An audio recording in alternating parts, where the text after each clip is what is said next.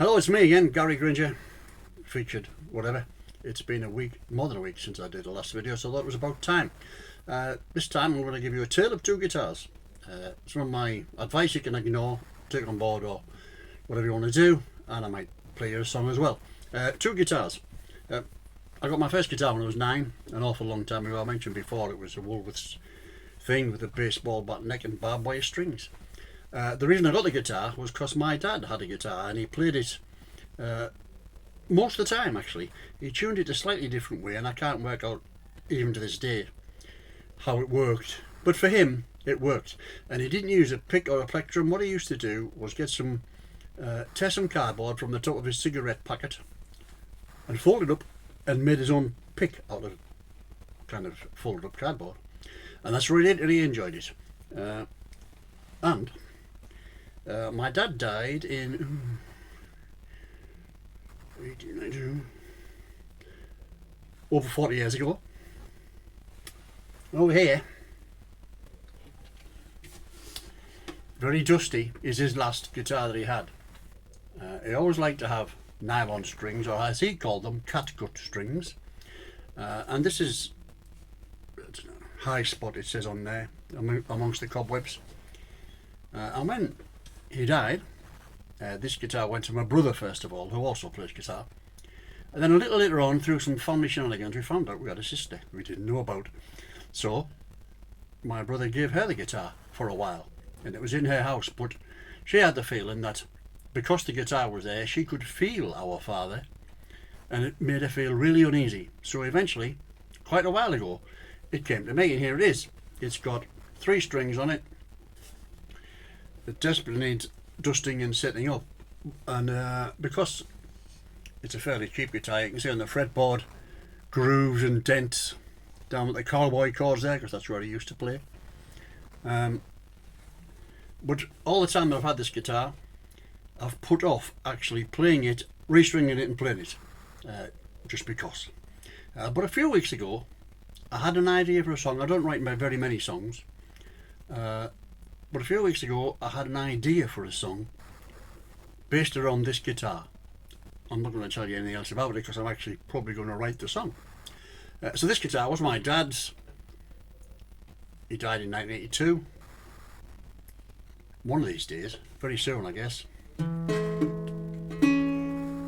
I'll restring it and play it, because if the idea that I have for the song works out, we'll need this. Okay, that's that guitar.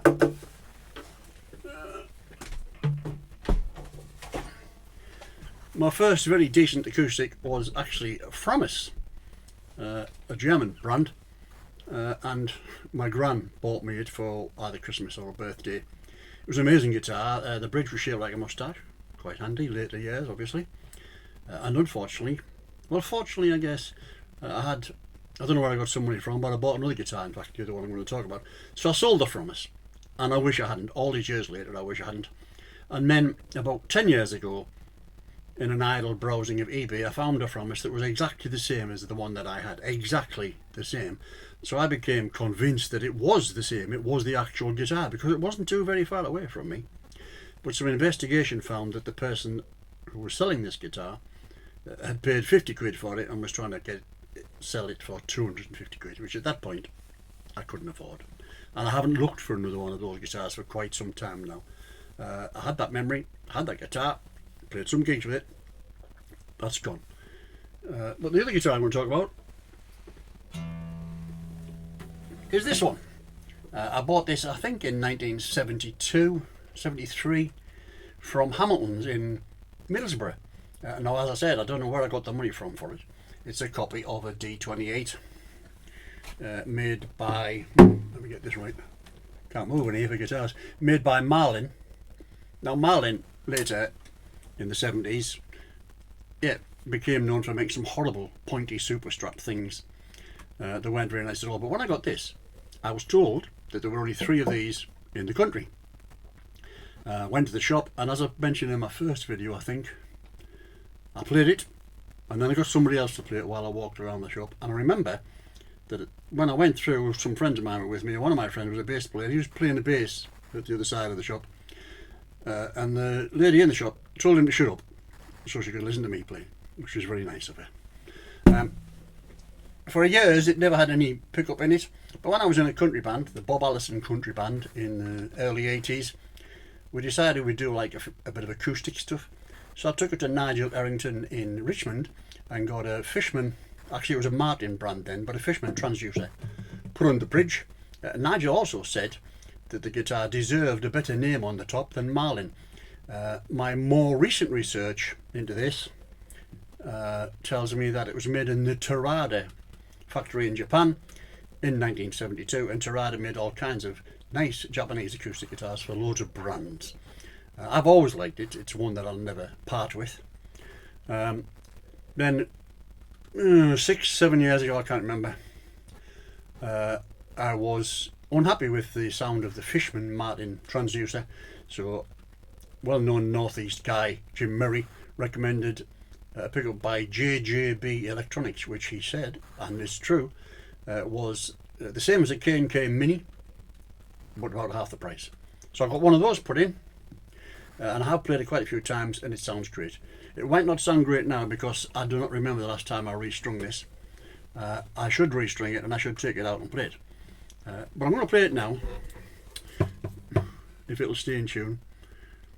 One of my early influences with regards to playing the blues really was an album by a band called Hot Tuna, which is made up of Jorma Kaukonen and Jack Cassidy, who were in Jefferson Airplane, but Jorma's always played the blues, and I researched and adapted several songs from that first live album. Hot Tuna it's called. It's got a blue and red cover. Fantastic stuff. Strange to see, the years old.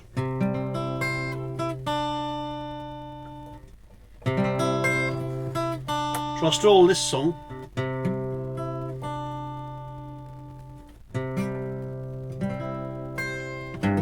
from my album. I'll play this for you, then I'll have a bit more chatter.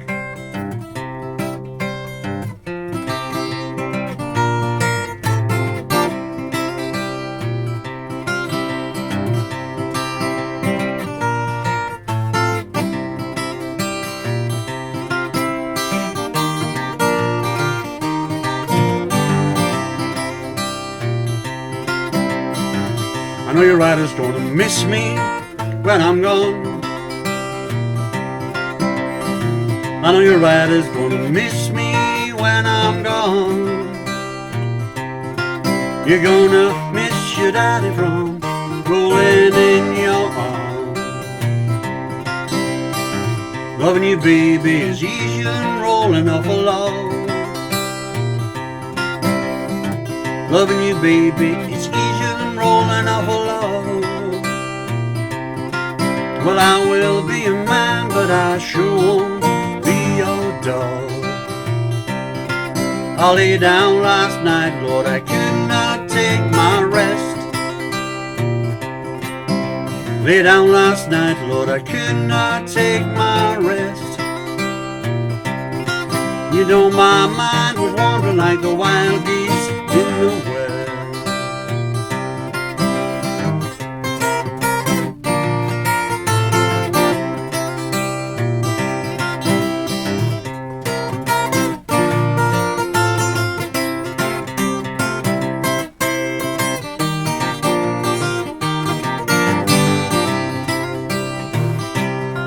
Oh, the sun's gonna shine in my back door someday. Yeah, the sun is gonna shine in my back door someday. March winds are gonna blow all my troubles away. Oh, I wish I was a headlight on that northbound train. Yeah, I wish I was a headlight on that northbound train.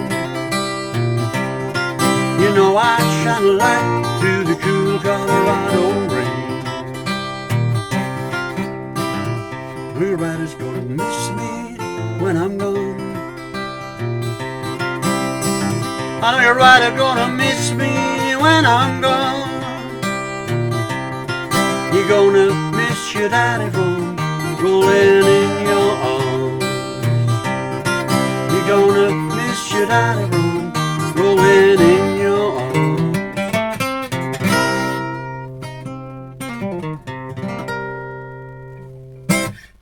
There you go, Know Your Rider. On a guitar that hasn't been restrung for quite a few years. So, apropos of songwriting, like I said, I don't write many songs. I have a few, and I might record them at some point, but the song that's been inspired by my dad's guitar should be coming real soon.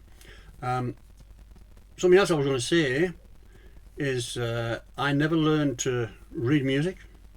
I can't read music. I have a very, very basic understanding of some music theory, but not a lot. And when I first had some guitar lessons, we were shown how to use guitar tablature, tab. I wouldn't have a clue how to read tablature these days. If somebody put one in front of me, I wouldn't be able to follow it, I don't think. So the way that I learn new things is just by listening, really. If I want to put a new song in my set, first of all, it's got to be a song that I like and want to play. And secondly, I'm usually always fairly confident that I can manage the guitar parts with a bit of practice. It's the words that confuse me. I always have trouble remembering words. But I really wish that I had learned music theory and to read music when I'd started playing the guitar. I had an option a long time ago, mid-80s. I had a terrible weekend where I had to decide whether to go and do a computer course, HND in Computer Studies, at Newcastle Poly, or a HND in Light Music at Newcastle Poly. And I chose the Computer Studies, and it led me on to all kinds of other stuff. But a friend of mine, a couple of years younger than me, did the HND in Light Music, a guitar player, and he's been all over the world playing all kinds of music with some fairly famous people. Who knows what would have happened if I'd done that? Hard to say, really. But I wish I'd known more theory. I wish I'd learned a bit more theory. I was going to just do this as well. Hang on. I might be teaching you stuff that you already know. If you do, just forgive me, please. But there's a method in Nashville called the Nashville numbers system, where each chord has a number, obviously 1, 2, 3, 4, 5, 6, 7. And when session players turn up in Nashville, this is what I've been told, they aren't given a chord chart, they're just told what key it's in, G. Except their guitars will be in tune because they're Nashville session players. So if it's in G, they know that the 4 chord will be C. G, A, B, C. 1, 2, 3, 4. If G is the 1 chord, 2, 3. Then C is the 4 chord. So G. And what's the 5th chord? What? G, A, B, C, D. So it's a 1, 4, 5 progression. Many songs written with 3 chords, 1, 4, 5. And if there is a minor, well, in G, the relative minor is E. G, A, B, C, D, E. So the 6th minor is an E minor in G. 1, 4, 5, 1, 6 minor.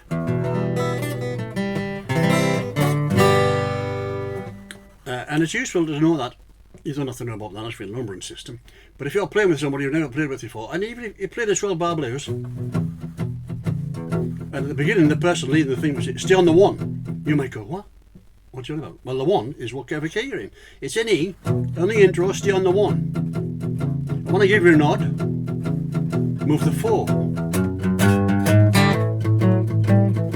And you might have to shout all across to you, 1.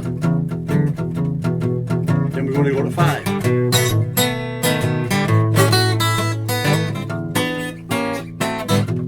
And at the end, you've done 3 verses, 2 choruses, you've all had a guitar solo, and you want to fade out, so whoever's leading the song will say, stay on the 1. Take a solo on the 1, which means stay on the 1st chord of the key, in this case, E.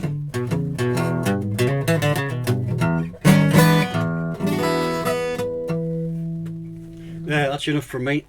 I hope you've learned something, enjoyed something. If not, scroll down, move on. Thanks for your time.